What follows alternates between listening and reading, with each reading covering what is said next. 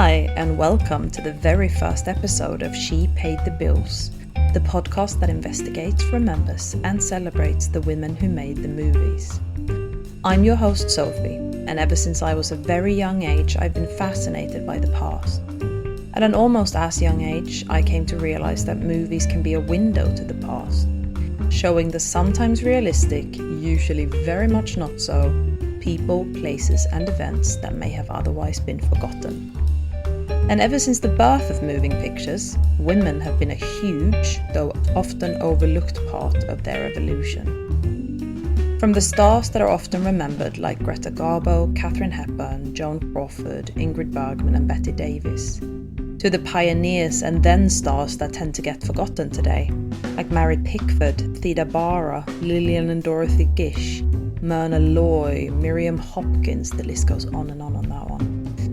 To the writers like Frances Marion, Anita Loos, June Mathis, Lee Brackett and Ruth Gordon. To the directors like Alice Guy Blaché, Lois Weber, Dorothy Arzner and Alan Asimova. To even the journalists and gossip queens like Adela Rogers St. John, Hedda Hopper and Luella Parsons.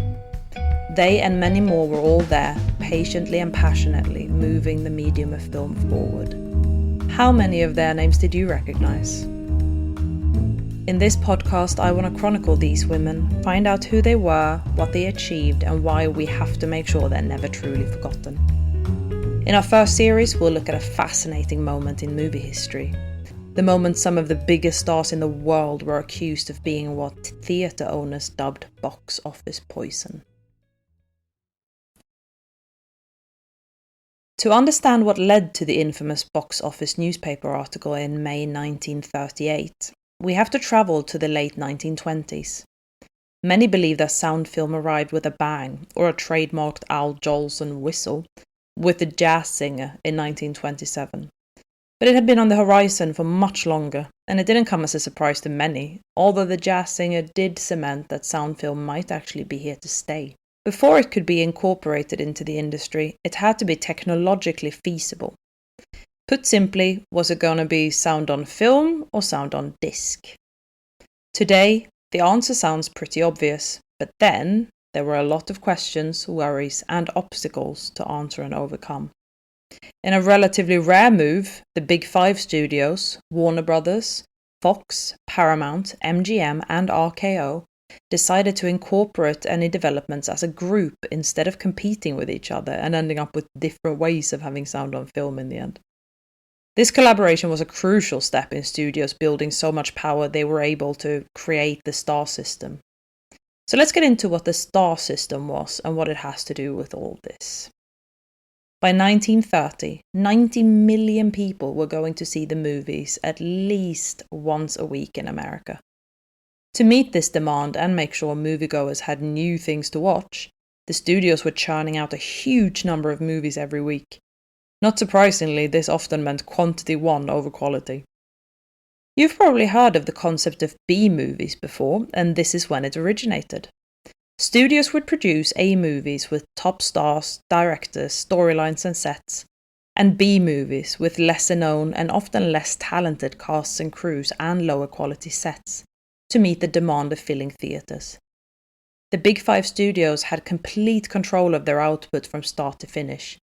They would produce, distribute, and exhibit their movies by, for example, owning a chain of theatres across the country. But with independent theatres that weren't affiliated with the studio and therefore didn't have to buy any specific studio's B movies alongside their more successful A ones, the studios needed to use a different strategy. They used block booking, where theatres would be forced to buy a whole bunch of movies from one studio in order to get one or a few movies they knew would be popular with audiences.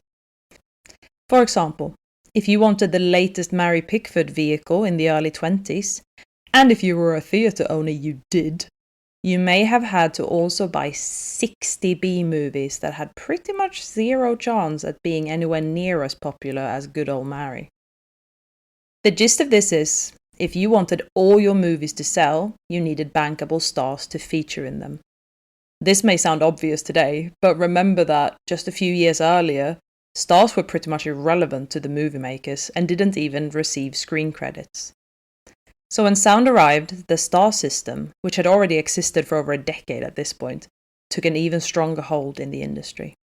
Stars would be under contract for years at a time, often 5 to 7 years. The studios would then put their full weight behind the stars, giving them dancing, singing, or acting classes, encouraging, sometimes pretty forcefully, that they have body modifications like plastic surgery, and would sometimes invent entire backstories for them, like for Theda Bara. The studio claimed Theda Bara had been born in the shadow of the Egyptian pyramids, but she was actually born Theodosia Goodman in Ohio. Despite getting the star treatment, these performers were like any other employee.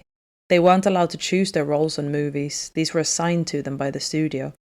And if they refused a role for any reason, they may be put under suspension. Suspension was a studio star's worst enemy, as not only would they be prohibited from doing any work, but the time they spent idle would be added onto their contracted time. So if someone was suspended for 2 months, when there was 3 years and 6 months left on their contract, when they returned to work, their contract would now be for 3 years and 8 months.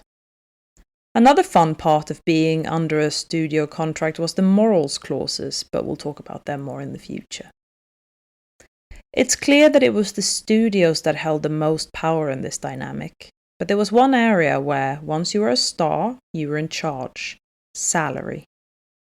When a star got to a certain level of fame and success, they could demand huge weekly or annual salaries, in some notable cases without any stipulations on the number of movies you had to feature in during that time. The bigger you were, the fewer, and usually higher quality, movies you would make during your contract. This meant that stars that would 1. Bring in a lot of revenue from audiences loving watching their movies, and 2. Be a reliable hook for block booking were hefty, but worthy investments for studios to make. So why then did some of the biggest stars ever end up being called poison to the box office? Let's get into it. On May 4th, 1938, The Hollywood Reporter published an ad written by Harry Brandt, who was the president of the Independent Theatre Owners Association. Strap in, because here it is in full. Wake up, Hollywood producers. Practically all of the major studios are burdened with stars whose public appeal is negligible, receiving tremendous salaries necessitated by contractual obligations. Having these stars under contract and paying them sizable sums weekly, the studios find themselves in the unhappy position to having put these box office deterrents in expensive pictures in the hope that some return on the investment might be had. This condition is not only burdensome to the studios and its stockholders, but is likewise no boon to exhibitors, who in the final analysis suffer by the non-drawing power of these players. Among these players, whose dramatic ability is unquestioned, but whose box office draw is nil, can be numbered Mae West, Edward Arnold, Garbo, Joan Crawford, Katharine Hepburn, and many, many others. Garbo, for instance, is a tremendous draw for Europe, which does not help theatre owners in the United States. Hepburn turned in excellent performances in Stage Door and Bringing Up Baby, but both pictures died. The combined salaries of these stars take millions out of the industry and millions out of the box office.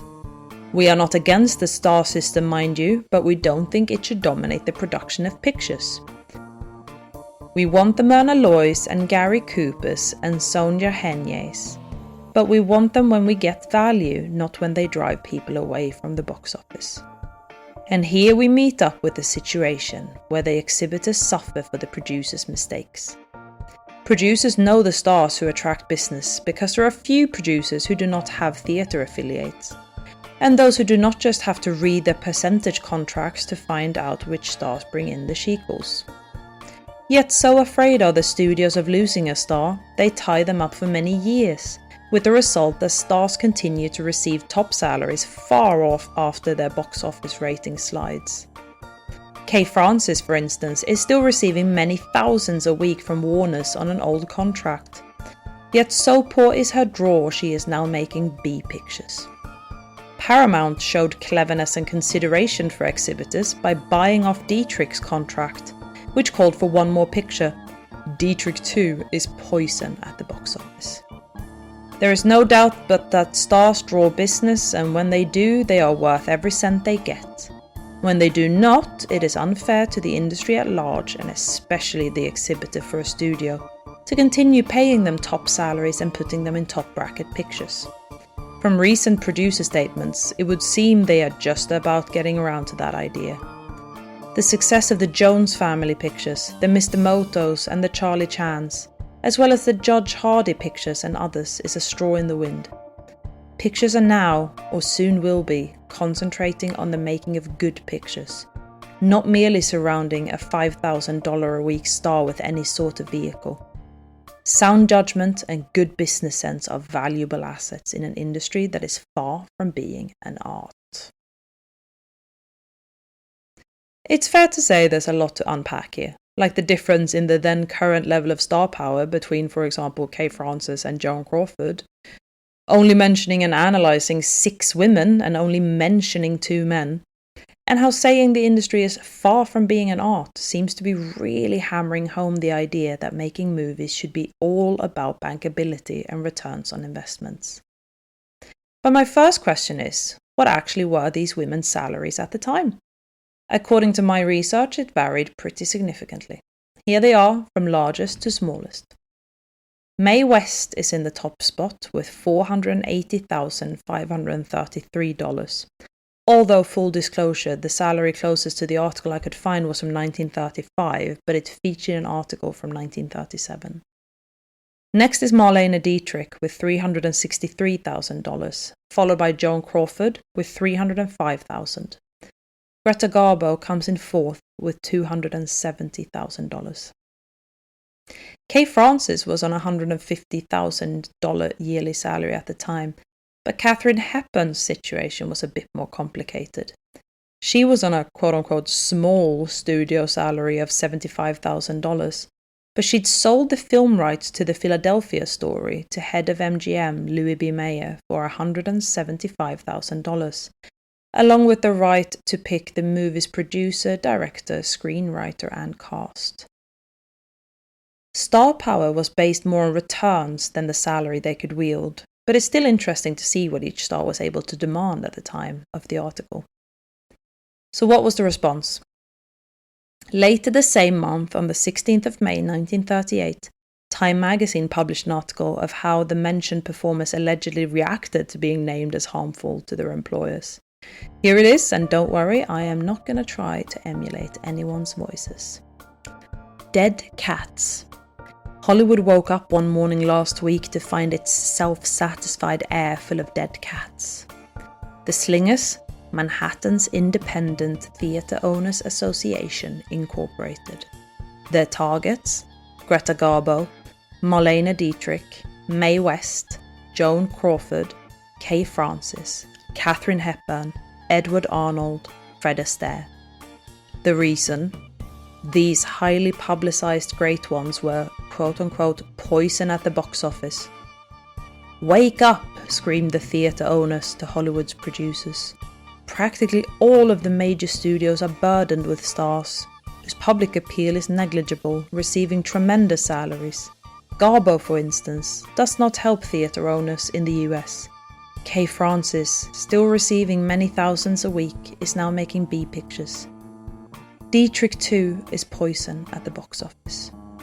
To this harsh squawk against the girls who have been hooking customers into box offices for years, the producers themselves for the most part maintain a shocked silence.